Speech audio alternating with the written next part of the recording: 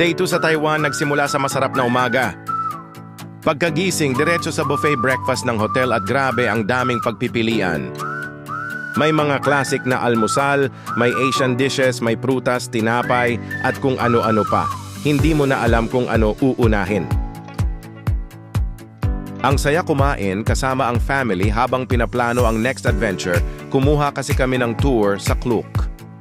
Habang kumakain, ramdam mo na agad ang excitement ng buong araw. Yung simpleng almusal, naging bonding moment na rin, tawanan, kwentuhan, at syempre, picture-picture muna bago sumabak sa gala. Ganito talaga dapat ang simula ng bawat travel day, busog ang tiyan, busog ang puso. Pagkatapos ng masarap na almusal, tumuloy na kami sa Taipei Main Station. Biyahe na papuntang Yelyu Park, at syempre picture agad pagdating. Lalo na yung pogi, una pa sa camera, ready na agad sa papose. Hindi pwedeng palampasin ang lugar na to kung nasa Taiwan ka. Habang naglalakad papunta sa Yelyu, hindi pa man kami nakakarating, pero panalo na agad yung view at vibes. May halo ng excitement, pagod at tanong kung gaano pa kalayo, pero go lang. Sobrang surreal ng experience na makita ng malapitan yung mga rock formations na dati sa pictures lang namin nakikita. Iba pala talaga kapag nandun ka, naramdam mo yung lakas ng nature at kung paano hinubog ng panahon ang bawat detalye ng mga batong to. Parang nag-time travel sa milyon-milyong taon ng history habang nasa kasalukuyan lang kami naglalakad, nagpipicture at nagtatawanan. Favorite part? Of course, yung Queen's Head, iconic talaga. Pero ang dami rin palang ibang spots na ang gaganda at interesting. Hindi lang siya basta stop sa itinerary. Naging moment siya na gusto naming balikan sa kwento at sa mga pictures. Next stop na kami pero bit-bit pa rin ang good vibes from this nature wonder. Pagdating pa lang namin sa Shaifen, parang wow, agad ang ganda ng vibes, parang nasa movie scene. Walang masyadong video habang papunta kasi ang haba ng lakarin. Pero kahit hindi namin na video ang buong lakaran, sulit pa rin kasi pagdating sa Shaifen, ang tanawin sobrang breathtaking. Ang mahalaga, nandoon kami at may bagong memory na naman na dadalhin pa uwi. Kasabay nga namin ang aking tita Lani, grabe, parang may rocket sa paa kung makalakad, naiwan kami sa alikabok. At eto na nga, si Empress, habang nagpapahinga muna kami saglit, ready na ulit sa next round ng lakaran. Hindi man kumpleto ang videos, busog naman sa memories at tawa. Next stop, Shaifen Old Street, handa na ulit sa lakaran at bagong adventure. Makikita mo sa bawat hakbang yung kakaibang charm ng lugar. May mga tindahan sa gilid, amoy ng street food, at bumili nga ako ng panglagay sa ref. Unang ref magnet na sa ibang bansa na bili. Ang saya lang, hanggang sa narating na namin ang mismong Riles, kung saan pwede nang magpalipad ng lantern. Ang saya ng experience, hindi lang basta gawa sa papel yung lantern, kundi punong-puno rin ng mga hiling at pangarap namin. Bawat sulat sa lantern may kasamang dasal at pag-asang matupad. Isa to sa mga moments na simple lang pero sobrang memorable.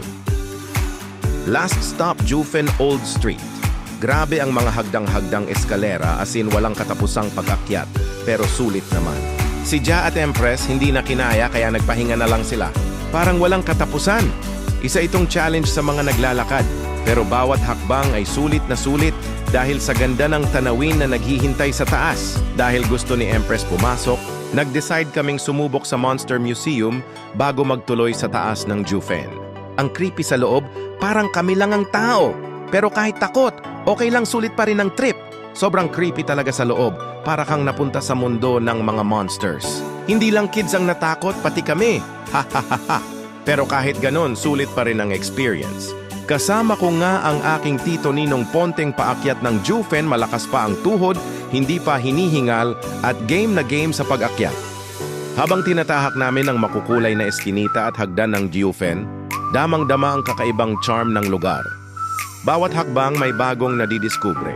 Ang sarap mag-explore lalo na kapag may kasama kang matibay sa lakaran at bukas sa bagong karanasan. Sulit ang bawat hakbang paakyat para sa ganitong ganda at saya.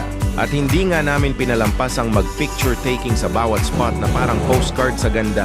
Sa bawat paglalakbay, tandaan na laging maging grateful sa mga maliit at malalaking bagay.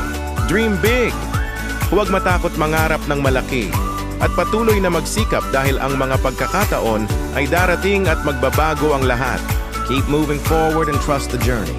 Bit-bit namin pauwi ang hindi lang mga litrato kundi mga pusong puno ng saya at pasasalamat. Sobrang blessed at thankful talaga sa lahat ng nararanasan namin ng pamilya ko. Sa bawat trip, mas tumitibay ang samahan, mas lumalalim ang pasasalamat. Pauwi na sa hotel, tahimik ang biyahe pero ramdam ang kasiyahan, isa na namang araw na hindi malilimutan.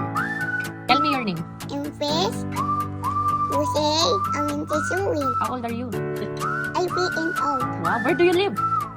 For my house, Where is your house? outside. Where do you live? Again, uwisan. Ato na, uwisan, kawan pa, mabuhay. Ang ganda mo talaga. Ayun,